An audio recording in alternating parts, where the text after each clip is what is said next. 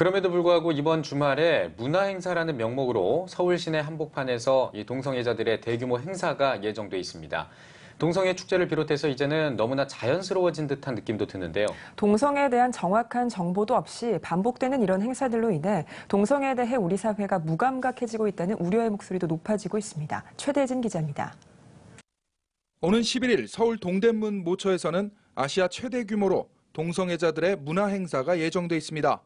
아시아 최대 규모의 동성애 행사인 만큼 지난 2회 대회에서는 40여 개 팀이 참가해 200여 점의 작품이 전시됐으며 단 하루 동안 2,500여 명의 관람객이 동성애 문화를 접했습니다. 17년 전 연세대학교에서의 퀴어 축제를 시작으로 이제는 전국적으로 확산 국면에 있는 동성애 축제. 소수의 인권이라는 명목으로 무분별하게 노출되고 있는 동성애 문화는 이제 대부분의 시민들의 의사와는 상관없이 우리 사회에 파고들고 있다는 우려의 목소리가 높아지고 있습니다. 학부모연대 등 시민사회단체들은 도시 한복판에서 버젓이 개최되고 있는 동성애 행사들이 문화라는 옷을 입고 우리 사회에 점점 스며들고 있다고 우려하고 있습니다. 최근 우리 사회에서 계속적으로 동성애 옹호, 동성애 조장하는 분위기가 확산되고 있습니다. 동성애자, 성소수자, LGBT들을 옹호하고 찬양하고 아주 음란하고 성적으로 문란한 이런 것을 문화라는 포장을 해서 아무런 연령 제한 없이 대중에게 그대로 노출시키고 있습니다. 특히 청소년이나 어린 아이들도 그런 행사에 문화행사라는 옷을 입고 갔기 때문에 참여를 하다 보면 알게 모르게 그러한 악영향을 받게 되고 소수의 움직임이 이제 문화로까지 불리고 있는 상황. 우리 정부의 소극적인 정보 제공도 문제로 지적되고 있습니다.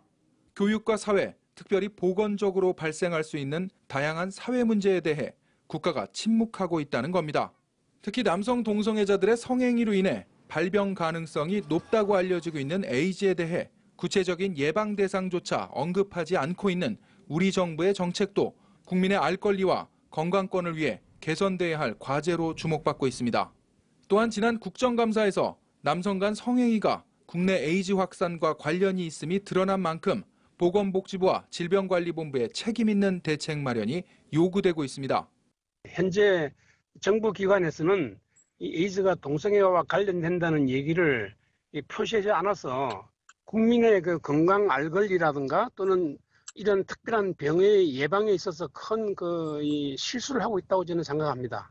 그런 의미에서 정부는 일반 국민에게 에이즈의 실상을 정확히 알리고 예방적인 조처를 할 수 있도록 계몽하셔야 됩니다. 소수의 인권으로만 포장되고 있는 동성애. 더 많은 국민들의 알 권리와 건강권을 보장하기 위해서라도 정부 차원의 책임 있는 정책 마련이 시급해 보입니다. CTS 뉴스 최대진입니다.